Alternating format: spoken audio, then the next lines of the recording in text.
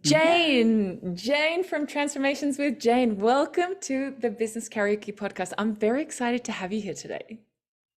Thank you for inviting me to be on your show, Brittany. It's great to be on the Business Karaoke Podcast. I love a bit of karaoke after I've had a few wines. Do you have a? I'm not a daytime karaoke person. Oh but no, yeah. daytime karaoke for me is the weirdest thing to go to karaoke at like 1 o'clock in the afternoon for like a lunch. No, that's not me either.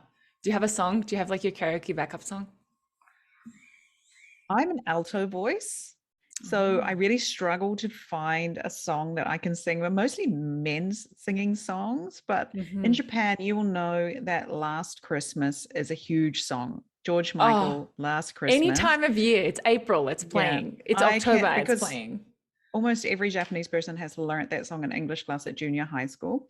So I will belt out Last Christmas with the best of them. And everybody gets into it and things. So I think that's an important part of karaoke, isn't it? Is finding a song that other people can enjoy as well as you when you sound good when you're singing it. And for me, that's Last Christmas. I love it. That's so great. Jayne, I'm really excited to have you on the show today because I wanted to talk to you. I just wanted to kind of have an episode where we just kind of have two podcasters reflecting on how podcasting essentially works, what it means to listen, things like that. And I just wanted to kind of dig a little bit deeper with you into those kinds of things. So one thing that I've always felt quite interesting is that in my other role, when I'm not the host of the Business Karaoke Podcast, that I lead and facilitate workshops in Japan specifically for Japanese companies. And people often look at me and say, well, you don't know about steel. How can you advise Japan steel? You don't know about cars. How can you advise X, for example? And I say, it's not my job to know about steel or cars. That's their job to know about steel or cars. My job is to kind of guide them through that and to lead them through listening and listening to what their issues are. And I'd love to hear about from your side of things that you've spent now 4 years now of Transformations with Jayne is 4 years now.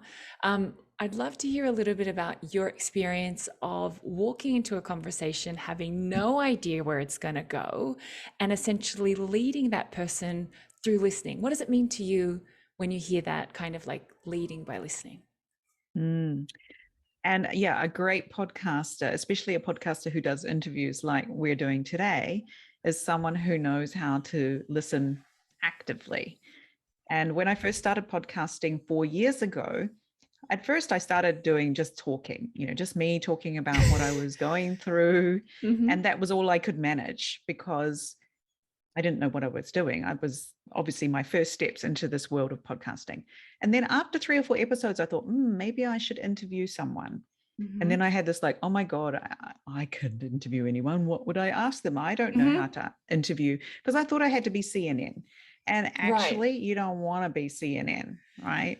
That's probably the worst thing you could do because don't you think, like putting people on the spot and asking them difficult questions and making them feel uncomfortable for the like Schadenfreude of the viewers, if we want to use a German word there, for the enjoyment of the viewers, making people feel uncomfortable. That's not what I think podcasting is about generally, right?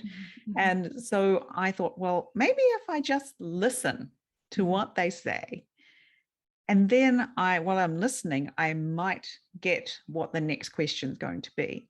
But if I show up with my list of questions that I think, oh, this is what I have to ask Brittany, I'm definitely going to miss out on something really good. Yeah. And so trusting yourself to know that you will find the next question by actively listening. And it's really tricky to actively listen. And I know it's something that people say, oh yes, I'm an active listener. Rubbish. You're already thinking about what your next question is or how you did that when when you were in that situation last time, what you did and what you said, you've got that going on. So being able to clear your mind and just say, and sorry, not say, just listen, is a real skill. And it's something I've been working on these last 4 years. And I've actually found that it's the best way that you can move forward with even if it's your workshop, right? If you're not delivering a workshop to the room, to the clients, you're not delivering your best work, are you? You're just ticking some boxes. You're not going to get the best results. And the same with the podcast. Yeah. If you show up with your 10 questions, you're not going to get the best episode. You're going to miss out on some great stuff. So, and it's trusting because you have thought of a question before, right? You're going to be able to think of a question as the conversation goes through. It just happens that you've got the record button switched on. And, maybe there might need to be a bit of editing that happens on the other end, but you will think of a question. And it's probably be a great one. Yeah, that's so important. And it sounds like that there's been a lot of changes in you personally also in terms of like your transformations with Jayne over the last 4 years. I know that even in my business karaoke journey, we launched just over a year ago. And if I think about then and what I know now, there's really been quite a big jump. But I'd also love to hear a little bit more about your business, and actually what you do is that you actually support other voices in the world to rise up, which is something that I just so love, because in my workshops or anytime I give a keynote, my gauge for did that go well or not is not do you like me or do you think I'm good? It's do you like you? Do you think you're good? That's for me the thing with a workshop that I think I've done really well. And when I see just how generous you are in the business community in raising and giving light to people's voices, that's just really something that I feel is so special. But we also know that everybody's had their I should have a podcast moment. Everyone's had that moment. Yeah. But going on 4 years, business karaoke, going on a year and a half, there's a difference between I should have a podcast to actually doing it week in, week out, and doing everything kind of like behind the scenes. And there's also even times where maybe the podcast even has to be kind of shut down as well, right? So I would love to hear a little bit about in your, not just your transformations with Jayne journey as in your podcast, but also with the work that you do in raising other people's voices, is that I'd love to hear about when you say yes to a client, when you say, okay, this is what I need to hear from a client that I know they're on the ball, versus when you say, you know what, maybe we have to do a little bit of discovery work before we kind of begin. So can you talk to us a little bit about that journey? Sure. Okay, you're going to have to remind me as we go along because I may forget half of the questions you just asked me. Because business karaoke is all about tangents. So go ahead. Go ahead. So the start of the Transformations with Jayne podcast was 4 years ago. I was a mother of 2 smallish children. So I have a son who back then would have been, I can't even calculate, 2 going on 3.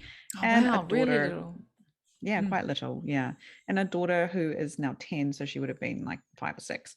And I wasn't losing it, but I was struggling as a mother of 2 kids. I wasn't, I was starting on my own journey to build my best life that I could live in Fukushima, Japan, which I'm sure you've heard of Fukushima. I'm sure lots of listeners have heard of Fukushima. It was a really tough time over those 6 years previously, recovering from the disaster that happened here, recommitting to living in a disaster zone and not leaving, and deciding if I'm going to live here, I really have to make the best of my life here.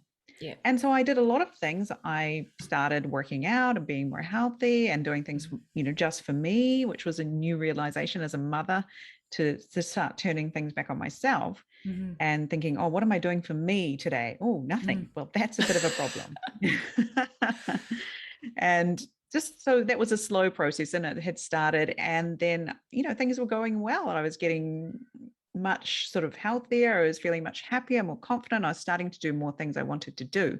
Mm-hmm. But one thing that had not gotten better was feeling isolated.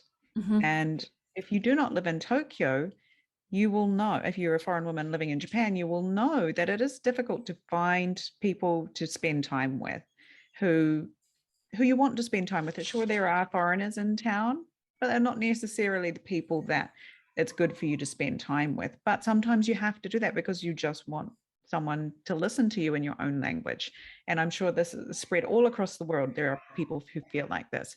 But I very much felt in Japan, there was nowhere for me to connect with these people and just listen, just listen to them. And I started listening to podcasts myself a year or two before. And I'd gotten a lot of value from them about how to improve my life, how to be more happy. And I thought, wow, there must be a podcast out there for women like me, a foreign woman living in Japan, maybe not living in Tokyo. No, there was not. So I thought, well, maybe I'll start one, because obviously that's what you do, right? When you can't find what you need, you build it yourself. Or at least I have that mindset. And actually, at the same time, one of my good friends, Jackie Miyabayashi, she said, you have a voice for it. And that was the little push that I needed to get me over that hump. And it's a hump that a lot of people who are considering a podcast have. Can I do this? I'm not a podcaster. I'm a this, I'm a that, I'm a whatever I am. I'm not a podcaster. It's a new identity. But she said that to me, you have a voice for it. And I was like, well, at least maybe then it won't be too painful for people to listen to if I at least have a voice for it. So I thought, well, how can I start this minimum viable product? All right. And in the online business world, minimum viable product is everything, right? So I thought, okay, I'm going to spend no money. I'm going to use what I have. And so I figured out that I could launch my podcast on Anchor, which you may know or have heard of as a free podcasting service. It is still a free podcasting service. It is run by Spotify, and you can launch a podcast for zero money, and you have your podcast hosted indefinitely for zero money. So for pretty much the last 3 years, I've actually used Anchor to host my podcast. And I got into a closet. It was a single closet. It wasn't like a walk-in closet. It was just a really small closet full of clothes and pillows and things. I sat on a pile of blankets and pillows in the dark with my iPhone and my iPhone AirPod. No, it wasn't AirPods 4 years ago. We didn't have those things then. It was just the microphone that's attached to your earphone, sorry. The microphone on my earphones with my iPhone in a single closet in the dark, recording my first 2 to 3 episodes. And I talked about just where I was in my life, what I was doing, what I was working on, and trying to enjoy my life more in Japan and make more positive choices living my life in Japan. So that's how I started podcasting. And I knew there must be at least one person, aside from my mom, who would listen, because I knew there were other women in Japan out there like me. And so they started to find my podcast. And so, yes, 4 years later, it's been transformations with Jayne, but someone recently, Sarah Bull, another wonderful supporter of the podcast, has said, no, I think it's transformations of Jayne. But anyway, I hope that my listeners have come along with me over these last 4 years and transformed themselves in some way as we've gone through the last 4 years together. So that's my journey to being a podcaster myself. But it was it was a year, and it was March 2020. So remember, March 2020 was a pretty rough month, right? That was when all sorts of stuff was going down with COVID, borders were closing. It was just so uncertain every day what was going to happen. And my family was at the time living in Sweden. So I was still podcasting, living in Sweden, loving my life in Sweden. It's an amazing country. You feel like Japan is your second home. Sweden is definitely, I must have a past life there. There's no other way to explain it. It's a wonderful place. I loved being there. And the reason we were there is for my husband's role in a project for his Japanese company. And the Japanese company was like, whoa, too dangerous. You guys, we have to bring you back across the world right now to keep you safe in Japan, rather than just stay in your own home where we felt safe. But anyway, we were I'm going to call it repatriated back to Japan. We were repatriated and we were living in temporary accommodation in March last year, right? So when I say temporary accommodation, I'm not talking like a hotel. I'm talking like a 1960s era, Showa era Japanese apartment.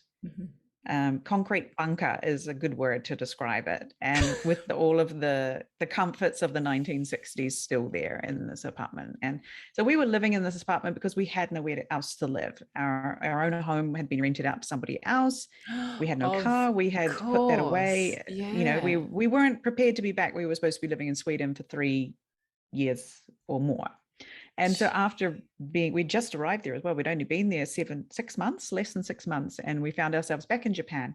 And I was just bereft because I was not living my best life. Here I wasn't even living the life I knew from being in Japan when I'd left 6 months earlier. Yeah. And it was not fun. But out of the blue, somebody said to me, could you help me with my podcast? I'd like to turn my YouTube videos into a podcast, and then I'd like to continue podcasting because it's not possible with Corona to make YouTube interviews. So she was doing interviews in person that were being put up on YouTube, which were amazing, but she wasn't able to continue doing what she was doing because of coronavirus. So she needed to change how she was presenting her show. And so she was like, podcasting, that is something that I could do. Who do I know? Oh, let's ask Jayne. So she asked me, and of course I said no. I was like, I can't help you. I don't know. And then I thought, stop for a minute. You are working from circumstances. The circumstances of your life currently are that you have no internet connection in your home where you're living. So how are you going to deal with downloading files and creating things and all of the bandwidth, literally the bandwidth that is needed to do this? So I said, okay, I'll give it a go, because surely after nearly 4 years of podcasting, I know how to create a podcast, right? Right. You've picked up something. We've picked up something. Exactly. So after I stopped working from circumstances, I got in my rented car, drove to a Starbucks and sat outside and used their Wi-Fi to download files and figured it out somehow how I would start helping this person. So now that podcast exists. It's called the Legends Podcast series by Sarah Furuya. And it's, I don't know how many episodes it's got now. It's a lot anyway. So that wouldn't have existed if I hadn't jumped in and gave her a hand there. So that was my first very small sort of putting my foot into this world of helping others with their podcasts, which I initially nearly didn't do because I was working from circumstances. So yeah, after that I was like, oh, I helped someone. Who can I help next? And then surely enough, someone else had heard about what I had done for somebody else and came along, and then somebody else and somebody else. And so I thought, wow, there's an increasing interest in podcasting in general, thanks to the coronavirus. And I'm sure you noticed it yourself, right? Creating your own podcast at that same sort of time, where people are looking for connection. And podcasting is a way that we can feel connected, because we spend a long time listening to people, right? When you download an episode, it's generally with the intention to listen to most of it, which is probably 30 minutes minimum of listening to someone. Where else do we do that these days? Nowhere. YouTube clips, maybe we might watch 10 seconds or, scrolling through Facebook or whatever. We don't often give our attention to something for such a long period of time. And the fact that we're busy, we can do it while we're washing the dishes or doing, vacuuming the floor or whatever. So it's such an amazing way of connecting with the people you need to connect with for your business or for your private life. And you can learn almost anything from podcasting. So I realized that, yeah, this is something that is growing, but also I looked around and I was like, where are the women? Where are the women? There are still no women doing this. It is still 4 years on the problem of no women's voices out there. And if you look through the podcast directories, you will find still at least 70% probably of the shows are very male shows or masculine looking shows, the shows I'm not interested to listen to. I can just look at the cover art and go, No yeah, thanks. Yeah. yeah, not for me. Yeah. So yeah, I realized and then I thought, why is that? Why are women not podcasting? Because apparently we love to talk. We never shut up, right? Who was it? Right. Mori said that, right? Women don't. Mori-san. Was it Yes. Mori-san? Yes. Yes. Who's Big been, clanger that came out he that was the media said previously that he said and all of relieved. this. Yeah. Relieved of Anyway, his Olympic leadership. Yes. yeah, it was a big thing that went down, right? Because women apparently love to talk. Talk too much. So And then why are they tried to not doing save this? it. Yeah, tried to save it with some, like, don't worry, I don't have any contact with women anyway. Like he just dug a deeper hole. But yes, continue. Why are women not doing this? Why are women not doing this? Podcasting? One thing I noticed is that if you don't know anything about podcasting, you would say that the tech, the learning curve of entering the podcasting world is high from the outside looking in. Having done it myself now, I know that it's not, but from the outside looking in, it very much looks like it. There's also a lot of decisions that need to be made. What's my podcast art going to look like? What's my intro music going to be? What's it going to be called? Where am I going to host it? Blah, blah, blah. Oh, you've lost me. I'm done. No, not for me. There's a lot of decisions that need to be made. There is the belief by women that I hear from a lot of my clients, nobody will listen to what I have to say. And I know that this is rubbish because even people listen to what I have to say. So surely someone will listen to what you have to say. So there's not actually true that nobody will listen. Maybe 10 people will listen. And but not just nobody. At the start, yeah. And then maybe your mom or your dad or your best friend will listen because they have to, but people will listen because they want to, and that will grow. But it may not be like, you're an instant success overnight. That may not happen. Is that why are you getting into this in the first place? It's not to be an instant success overnight. It's to help people. It's to change people's lives. Generally, I find that is, if that's not why you're doing a podcast, then potentially not going to be a long sort of living journey. podcast. It's not going to have much longevity at all. But if you're there to help people's lives and you give value in your content, it's going to grow, and it will grow. Yeah. One podcast I'm working on at the moment is called Lawyer on Air by Catherine O'Connell. Catherine O'Connell. Love Catherine. She's also been on Business podcast. She has, right? One of your guests.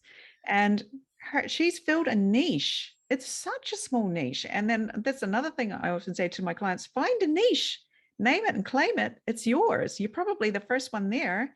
Women lawyers in Japan is a niche. It's a pretty narrow niche, right?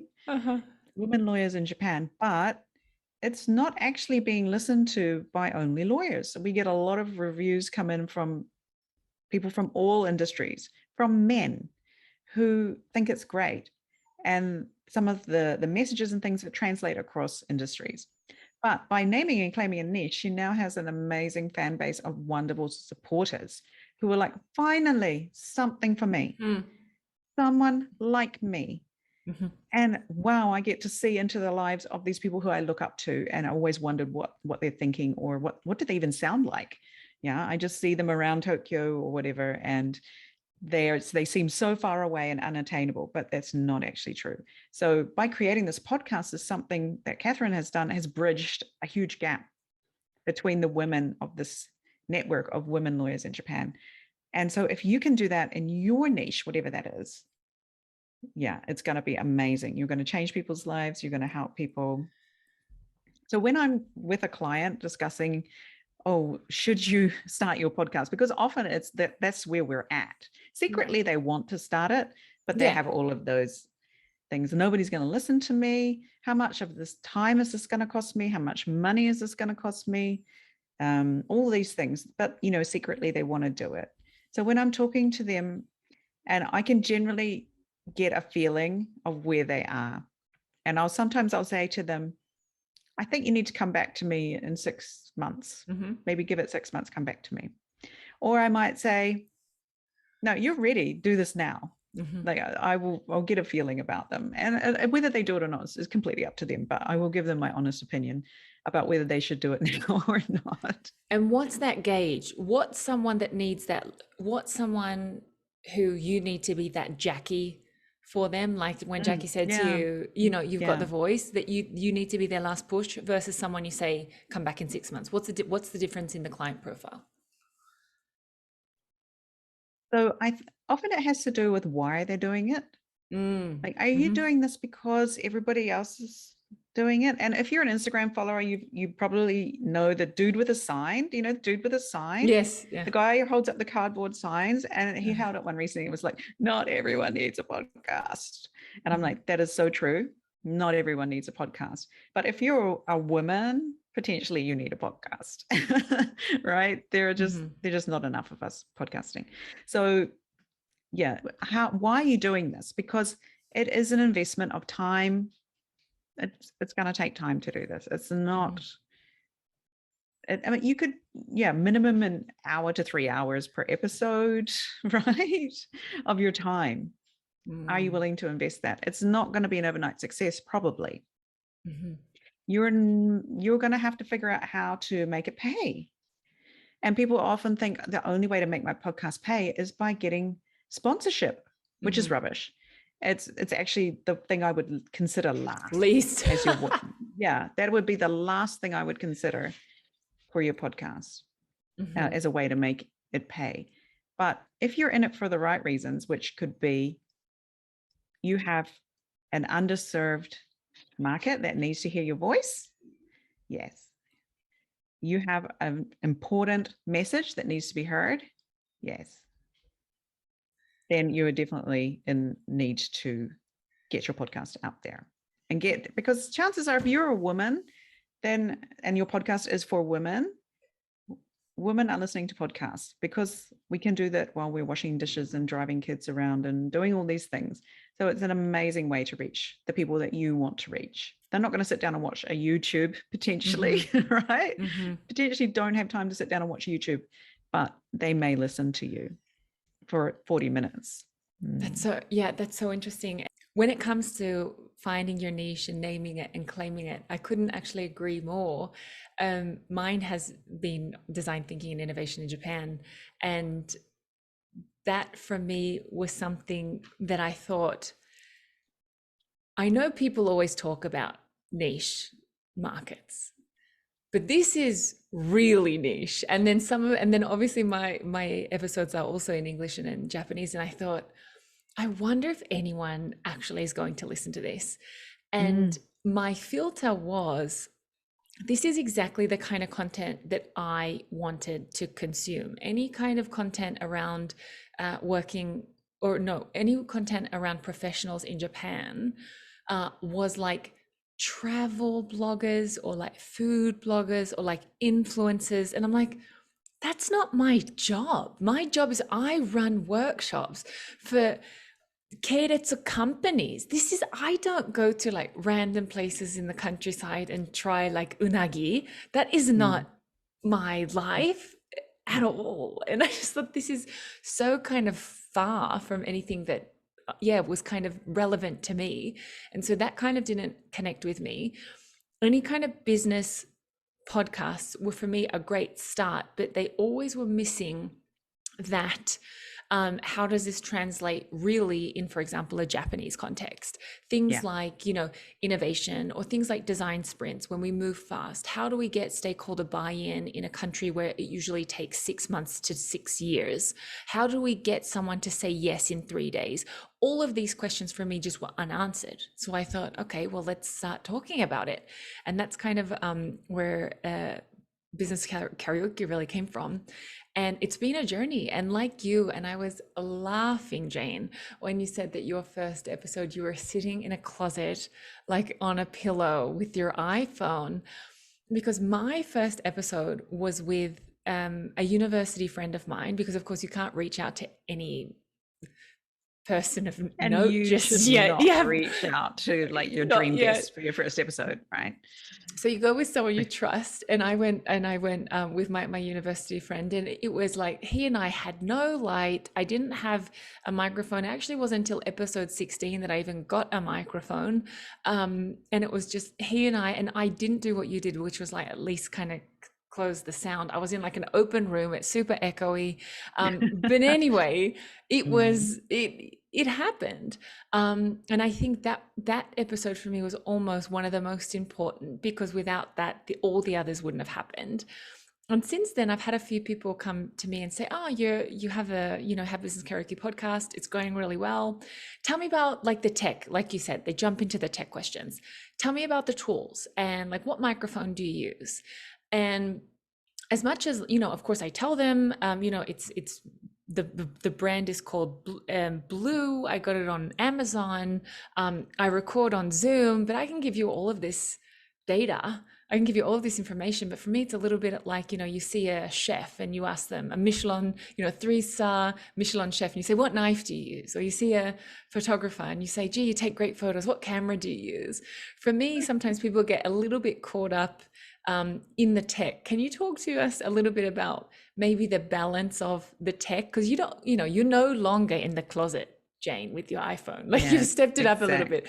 So talk to me a little bit about that balance of giving importance to the tools, but also looking beyond the tools to maybe your process. Exactly. So yeah, it can be easy to think if I have the right tools, it's going to be amazing and my podcast is going to sound wonderful. It's not. It's going to sound like your first episode, no matter what you're using. So don't compare your first episode to somebody's 500th episode, which is what a lot of people do, right? Great point. And so, it doesn't matter how good your tech is. And if you're in a recording studio with a producer, if it's your first episode, it's not going to be great. And just get it out of the way, right? Get that first episode done, get the first 10 episodes done, and just think of it as a wonderful experiment and see what you can do. And obviously having a good microphone is a great start. But if that's what's stopping you from starting, then potentially you're not doing a podcast for the right reason, because you can still record a podcast with an iPhone and a pair of headphones in a closet and get something that people will listen to. So my advice would be not to worry about the tech.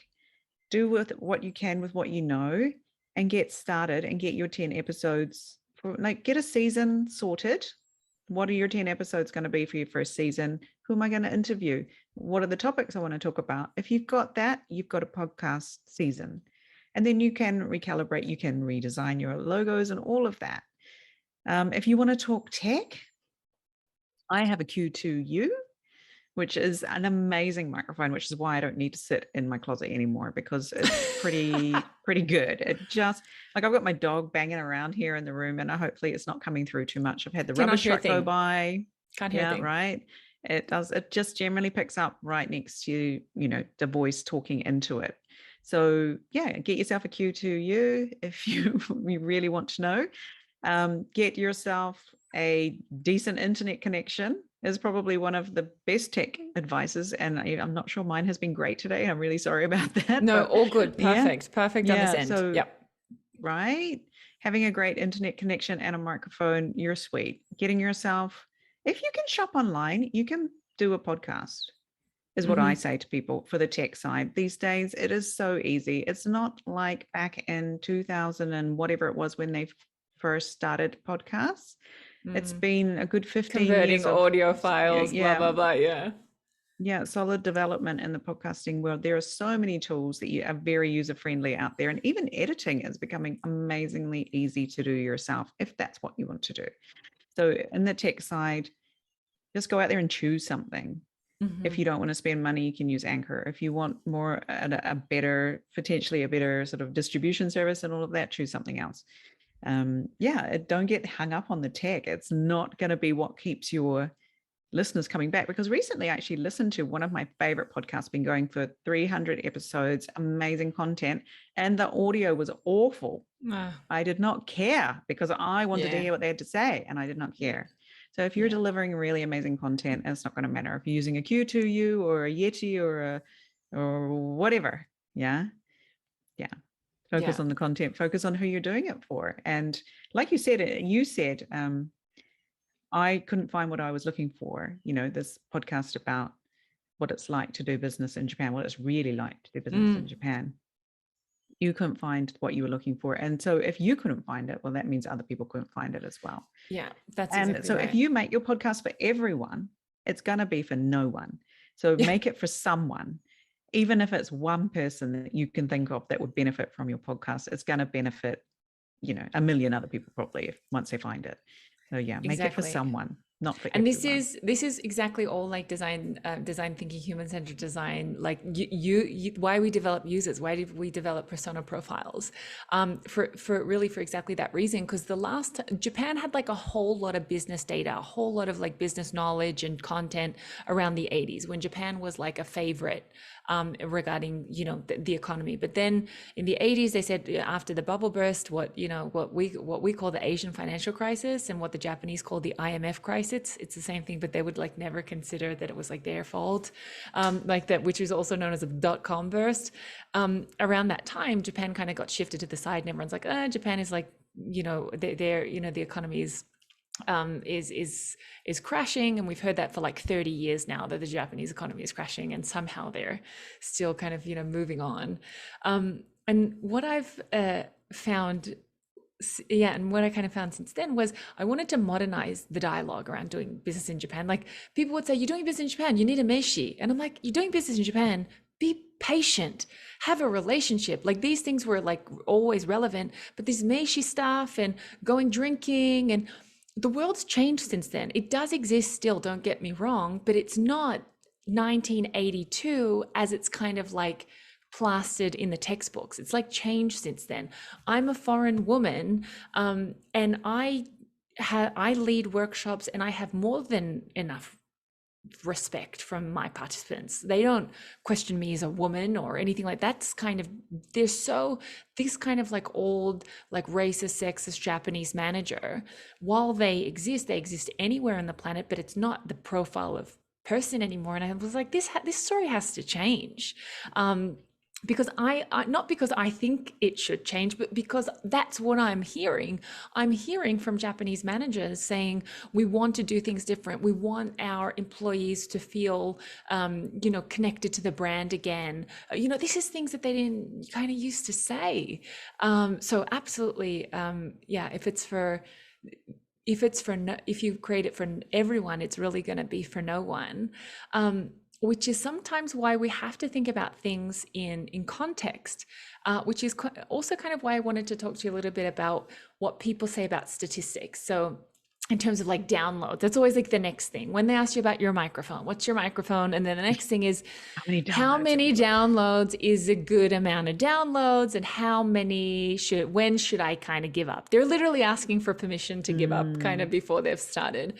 What I've personally found is that episodes that I thought would be overwhelmingly popular, because either the person is really quite like Japan famous, or so, and other episodes where I thought, I love this topic, in love with this topic, but I have no clue if anybody else wants to listen to this.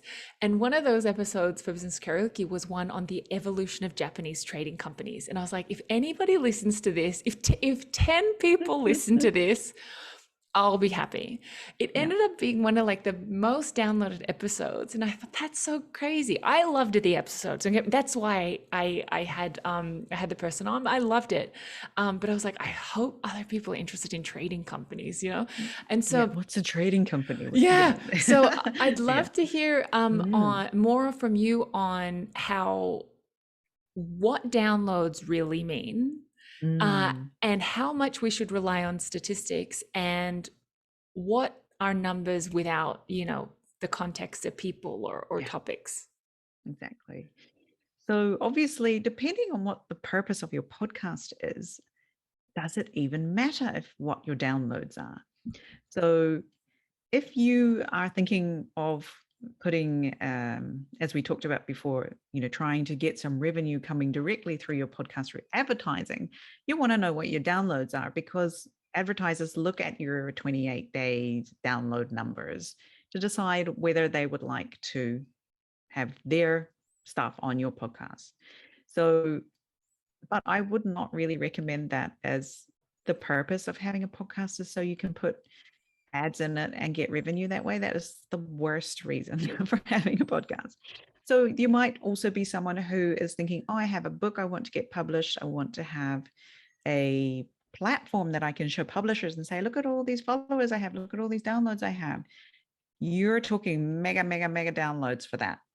Like hundreds of thousands of downloads is what publishers are looking for. It's probably not you if you're just starting out. It's going to be a few years down the line or more to get to that kind of level, unless you already have your stardom in somewhere else and you're just starting up your podcast. For the average person starting a podcast, downloads can help you with your rankings, right? So getting ranked on Apple's podcast rankings is all about downloads. It's not about how many people actually listen to your show or actually get something from it. So if you are a new show, you want to get on those rankings so that people can find you when they're searching for a podcast. If you're in the top, is it 200? Top 200, then it's easier for people to find you in a certain genre that you are listed under. Maybe it might be management, business management. I'm not sure. What's your podcast listed under, Brittany? Is it business management? Yeah. Business management. There you go. I'm under like personal development or something like that, right? So yeah, getting ranked in your thing is what you want. If you want people to find you, it's just one way of people finding you. And, you know, when you bring out a new show and you drop 10, for example, dropping 10 episodes as a launch for your new show is a strategy to get a lot of downloads, because if someone subscribes and they get 10 shows downloaded to their phone, right? Or at the first 3 or whatever the settings are in your podcast player, people can listen straight away to 10 episodes and have a binge listen, you know, that sort of thing. That's a strategy to get ranked so that people can find you. But is that even necessary, right? So downloads it's a vanity thing, right? It really is a vanity thing. And so with my downloads, I look at, like, I can't even tell you how many I have right now, but it's over 20,000. We must be getting to the next 30,000 or something by now. But then if you're looking at your downloads and that's how you're deciding whether you're going to continue podcasting, that's a real shame, is all I have to say. Yeah. And of course, like you said, you're going to get some episodes and you're just like, why is this a hit episode? I do really not understand. Japanese trading companies. Yeah. Yeah. Or why did this one bomb? Like, this was amazing. I had one episode. I had one episode as well that I thought, this is just something everybody needs to hear. It's just so important, and just didn't hit. I don't know why. So if you're basing all of your decisions on your downloads, it's a very reactive way to do your podcast, I feel. Yeah. It doesn't always have your listeners' best interests at heart.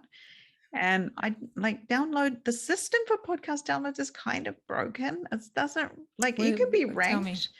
Yeah. You can be ranked on a podcasting ranking with like next to an amazing podcast, just because you dropped 3 or 4 episodes and you had a lot of people download your 3 or 4 episodes. Whereas this other podcast that has a lot of listeners is ranked at a certain number because they're consistently ranked there. But you just drop in and you think, oh, wow, I'm as popular as this other amazing podcast. No, you're not. It's just because of the particular downloads for this episode or for some reason.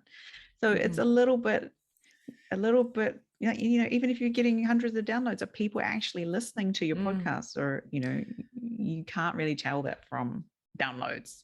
What are our better KPIs and what's the better indicators people should be looking at? So for example, what do you tell your clients? These are the things. So of course, downloads is one thing. What's kind of the better mindset shift for people? So if you don't need numbers for something to show, for example, advertisers, look, I have this much, or a publisher, look, I have this many.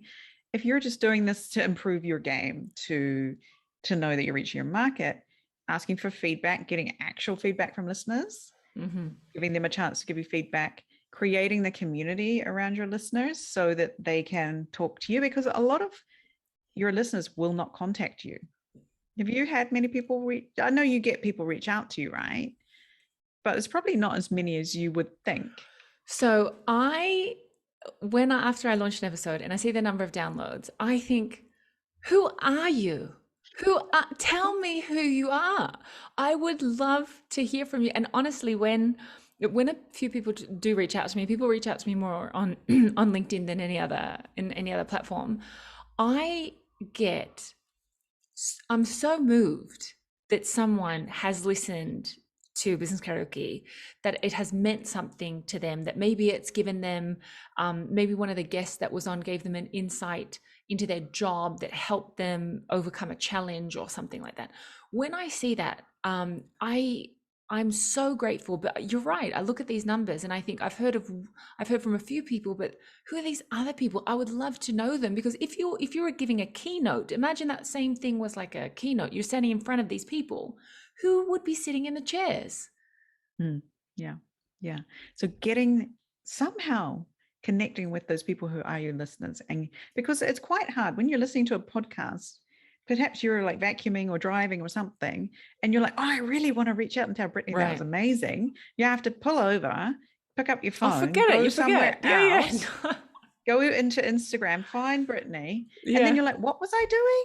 I'm already lost. And what did she say again? What was the thing that I liked? I even forgot that. Yeah, exactly. So it's not easy for people to contact you. Like they have to actually make an effort of at least 3 or 4 actions to sort of contact you, right? And that's where a lot of people drop off. Huge friction. But it's also good in that, not like YouTube where you get like trolls and things that you have to deal with as well. Because unlike is so easy, right? This is like feedback for podcasts. It's so much like the stakes are higher, or it's more difficult. So people are invested. Yeah, you only tend to hear from the people who either really have a beef with you about something or really love your show. Like this. You don't hear from the other people in the middle who think it's great, but you're not moved to do the 3 or 4 actions that they have to do to get in contact with you. So if you can make that easy for people, like maybe you create some kind of community where they love to hang out. It used to be a Facebook group. Facebook groups are becoming even more difficult to sort of get community happening, but that sort of thing. Creating the community around your podcast is where you're going to get the value from knowing that people are listening, what they want to hear, what they loved, what they weren't so happy about. And it's not just about the downloads, right? Because even if they listen to an episode, that's still going to count as a download. It doesn't matter if they liked it or not. Still going to count as a download. There are some websites that will tell you where listeners are dropping off. So you might get, this episode they only listened for the first 5 minutes. Ouch. Yeah. Or other episodes will tell they listened all the way to the end, or they dropped off only after 30 minutes. That's really good. That was a really popular episode. But it's still there's still humans listening, right? And in Japan, we have Junin Toiro, 10 people, 10 different shades of 10 different colors, right? 10 people like 10 different colors. So yeah, I feel like if you can connect with some of your listeners and hear from them, then you can go forward with creating more of what they liked. And don't worry about your downloads unless you think that you want to get advertisers on. But I would say downloads, no. Find out, like, you are creating customers in your listeners, right? Your listeners are your customers, and they're waiting to buy something from you. Give them a chance to buy something from you. Make it easy for them to buy something from you, if that's what you're doing, if you're selling something, right? Chances are you probably are. If you're doing a podcast, you're probably selling something. Make it easy for them to buy something from you. Because they're waiting. They're already your fans. They already know, like, and trust you. They love you. They know you. You don't know them. That's all it is, right? Isn't it? That is the thing. As a fellow consultant, because you're also a consultant now, consulting with your podcasting business, it's always easier to tell other people what they should be doing than the things that for you to actually implement it for yourself. this is obviously what also I found with design thinking. Of course, I try to practice what I preach as much as possible. But if we think about kind of just how the world of podcasting has changed in the 4 years that you've been a podcaster, what's your view now as a business that consults other people of kind of the industry? So not necessarily your view as a podcaster yourself, but as your view kind of as the consultant on just kind of any noteworthy changes that are either happening now or on the horizon. You mentioned a bit about community, so I'd just love to hear a little bit more about any noteworthy changes. Yeah, that's a really good question. So I have seen that there are some big changes coming with what's happening with certain big companies buying podcasts. So you may have heard about people getting exclusive deals with Spotify or Amazon Music. So if your Yes. podcast, is really popular, or you're someone of note, you could get an offer from somewhere like Spotify for a lot of money for your podcast to be exclusive with them. So I feel like for your average podcaster, this is potentially not something that will happen to you in your podcasting lifetime. But this is something that's definitely happening out there in the podcasting world.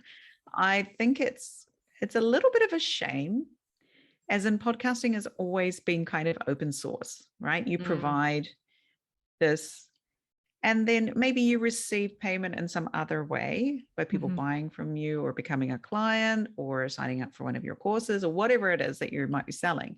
But some of these very popular podcasts being taken into Spotify, for example, I think you can still listen to it for free, right? Spotify, even if you're not a member of Spotify, but if you want the full experience, then you need to purchase a membership with Spotify. Same for Amazon Music, that sort of thing. So that's what's happening in the world of podcasting at the moment. So I'm very interested to see which podcasts are being picked up, because are we taking voices away from the mainstream where they cannot be accessed anymore? I'm a little bit concerned about that. Especially women's voices that are just starting to come out more and more and more in the podcasting world. Are we going to shut them behind closed doors where only people who are willing to pay are able to get access to them? That's something I'm noticing. Yeah. Also, what else in the podcasting world? Yeah, obviously podcasting is becoming more and more mainstream, but there have been studies or research done that shows that the average podcast listener is a very highly educated, upwardly mobile person. So if you are looking for those kind of people, that's where you're going to find them. They're listening to podcasts and they're looking for new podcasts. So if that's who your market is, then it's a great place to be putting a foot in. But just know that you can't just throw ad money at this. It's a long-term game. It's a long game, right? You've been in this a year. It's been a year of sweat and maybe a few tears, hopefully not any blood, but right. It's been a learning curve of a year. That's right. To get where you are. And I have a feeling you've done it mostly yourself, right? You've sort of educated yourself as you've gone along. You haven't used a consultancy or you haven't used a agency. Like some people don't have the time or the energy, but they want to throw money at the problem and get an agency involved. You can totally do that. But if you're not there to show up for your community, the chances are that your podcast may not be as successful as it could be. Right. Because in the end, it is about you and the community around the podcast. The podcast doesn't exist without the community. Right. And for me, the reason why not only does the podcast exist because of the community, but the podcast came into being as a way to connect with people, because it was at a time where it was, again, it was, March 2020, I didn't launch. March 2020 and April 2020, I just was like in a state of shock of this can't actually be happening. It actually did happen. We were locked out of Japan. We had to work out kind of a way to manage. And I thought, okay, I'm someone that needs connection with my community, which are people who are either who are global professionals with a investment and an empathy for Japan, or Japanese people with an empathy for the global market. And I want to talk to these people. And it actually wouldn't have made a difference whether I was in Mexico, whether I was in Yokohama, which is where our apartment is. It wouldn't have made a difference because it was all face to face anyway. And it's so funny. I had a few people say to me, "Oh, I haven't podcasted as much," because they did it pre-COVID and everything was face to face. I've only ever done virtual, like remote kind of like interviews, so I wouldn't even know what it's like to actually have the pleasure of interviewing someone face to face. Like, that must be amazing. But for me, the thing that kind of stands out is it's not necessarily about me, it's about giving voices to so many to people that are really doing amazing things, like all the other guests, and also yourself, Jayne, and then to the people that are listening. There's just so many incredible people who are in the community, and for me, I think the next kind of step for podcasting, not just or specifically for business karaoke, but also in general, is are these downloads, like, is it a community of 3,000 people or 300,000 people downloading the episode, or is it 300,000 separate people downloading one episode? It's like, are we a community downloading an episode, or are we individuals? And if there's a way to kind of make that connection, I think that's really something for me that I'm also interested in as well. But Jayne, I just wanted to take a moment and just give you light, because the thing that I find so inspiring about your work is not only your commitment over the last 4 years to growing quite a niche market among very difficult circumstances, from a closet to a concrete bunker and everything kind of in between, and back again. and back again. I think you've done an incredible job. But the way that you're so generous with your knowledge, you're so generous with your network and inviting people and creating networks, for me is really what I hope the next kind of age of digital business that we see in Japan is, that we see just these amazing people come together and generously, there is the Asian parable that a high tide rises all boats. And for me, Yes. Jayne, you're very much that tide. So thank you so much for not only you, all that you do, but how you support everyone. It's a good example to have in the community of how to be a generous person. So thank you so much, Jayne.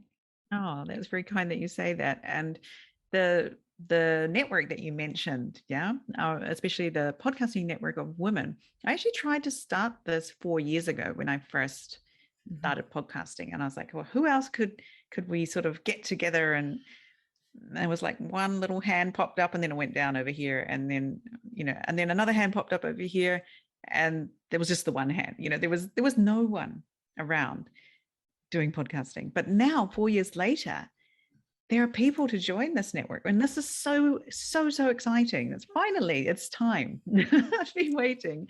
Finally, it's time to have this network of women podcasting in Japan or about Japan, or they've got a strong connection with Japan. So if that's you and you're listening, get in touch with Brittany, get in touch with me, get in touch with you'd love to join us. Jayne. Exactly. Absolutely. All it is just, as Brittany said, lifting helping the tide rise so that all boats are lifted. That's all it is. It's just helping each other out any way we can. There's no money involved. It's just all about everybody amplifying each other, with the common goal for everyone to reach more listeners, to help more people, basically. So, on that note, Jayne, thank you so much for joining us on the Business Karaoke podcast. It's been a pleasure having you. Thank you so much. Bye-bye. Come back soon. I will.